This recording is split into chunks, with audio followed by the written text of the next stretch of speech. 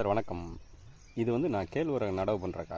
இதில் என்னென்ன இடுபொருள்லாம் போட்டிருப்பேன்னா, காடையோட சனம், ஆடு கிடை அமைத்திருக்கேன். அதுபோக காலையில் வேப்பம் புண்ணாக்கு அது போட்டிருக்கேன். ஏற்கனவே நம்மகிட்ட இருக்க புண்ணாக்கு கரைசல் போட்டிருக்கேன். அவ்வளோ போட்டு தான் இந்த மண்ணை வந்து வளமாக்குறேன். அவ்வளோ சுலபம் கிடையாது இயற்கை விவசாயம் பண்ணுறது. ஒரு ஒரு ஸ்டேட்டில், அதுவும் ஒரு பகுதியில் ஒரு விவசாயி பண்ணுறதே பெரும்பாடு. இது தமிழ்நாடு முழுவதும் மாற்றுறது மிக மிக சவாலான விஷயம். வளைகுடா நாடுகளில் நான் ஒர்க் பண்ண அனுபவத்தில் சொல்கிறேன். அங்கேருந்து அதிகமாக வந்து இது வந்து யூரியா விற்பனை பண்ணுறது, அதாவது கச்சா எண்ணெயிலேருந்து யூரியா தயார் பண்ணுறாங்க.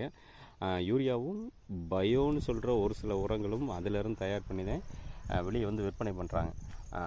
அதெல்லாம் நம்ம நிப்பாட்டினாதான் பண்ண முடியும்.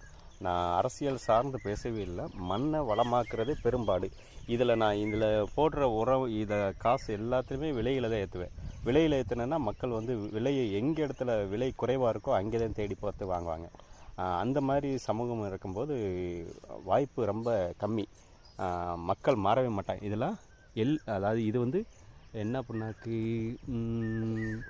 எள்ளு புண்ணாக்கு கட்டியாக இருக்கும். நான் உழவு போட்டதில் இந்த இது வந்து எள்ளு புண்ணாக்கு, கடலை புண்ணாக்கு, வேப்ப புண்ணாக்கு எல்லாம் போட்டிருக்கேன். மண் உழவு போட்டிருக்கேன். கிடை அமைத்திருக்கேன். இதெல்லாம் இந்த நெல் உம்மி மாதிரி இருக்கேன். இதெல்லாம் காடையோட சாணம். காடை வளர்க்குறவங்க எள்ளு உம்மியை போட்டு தான் காடையை வந்து மேலே வந்து வளர்ப்பாங்க. தேங்காய் நார் போட்டு வளர்க்குறதெல்லாம் ஒரு பகுதியில். ஆனால் நம்ம பகுதியில் வந்து தேங்காய் நார் வந்து விலை அதிகமாக இருக்கிறதுனால இந்த காடை வளர்க்குறதுக்கு இந்த மாதிரி தான் பண்ணுவாங்க.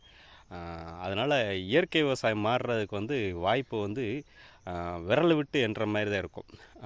நான் இந்த குழுவில் முதல் முறையை வந்து இந்த வீடியோ வந்து போடுறேன். ஓகே, நன்றி.